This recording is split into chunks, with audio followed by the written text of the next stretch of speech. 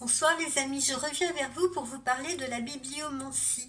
La bibliomancie, c'est la divination par le livre. Alors, elle était utilisée déjà chez les Romains et les Grecs classiques, si vous voulez, de l'époque classique. Et elle était utilisée au XVIe siècle par les Turcs et les Iraniens. Alors à cette époque, les supports étaient plutôt des livres de spiritualité ou des livres religieux tels que par exemple la Bible, le Coran, le I Ching si vous voulez.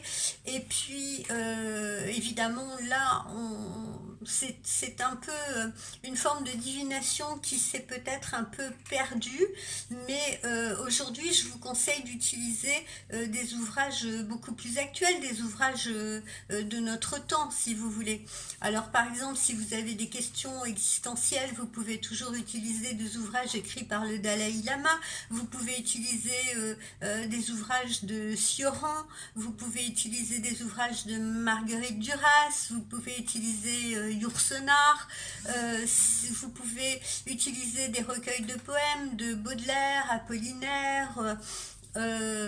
Ronsard, voilà.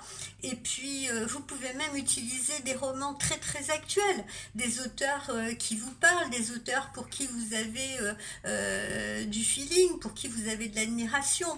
On peut très bien utiliser, je ne sais pas, Marc Lévy, si ça parle à certaines. On peut utiliser Gavalda, on peut utiliser Alina Reyes. Moi, j'adore Alina Reyes.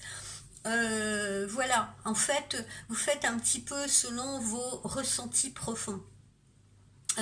Alors, je vous conseille, si vous avez des questions sur le plan sentimental, si vous voulez, justement d'aller puiser dans un roman d'amour, par exemple, qui va vous parler, qui va résonner en vous.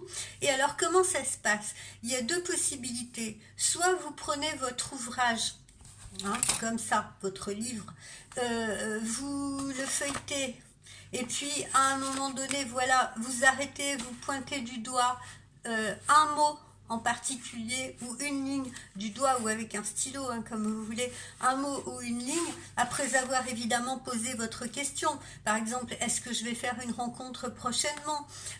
Comment se passera notre rencontre? Qu'est-ce qu'il va penser de moi?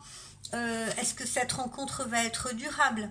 Donc voilà, vous pointez votre doigt soit sur un mot, soit sur une ligne. Pour moi, après l'avoir essayé, je trouve beaucoup plus parlant justement de pointer du doigt un seul mot ou une seule ligne. Mais certaines ou certains vont préférer pointer du doigt un paragraphe entier. Vous pouvez lire un paragraphe entier pour vous éclairer davantage, d'accord? L'essentiel est de poser des questions très précises, voilà. Et vous verrez, c'est très très parlant.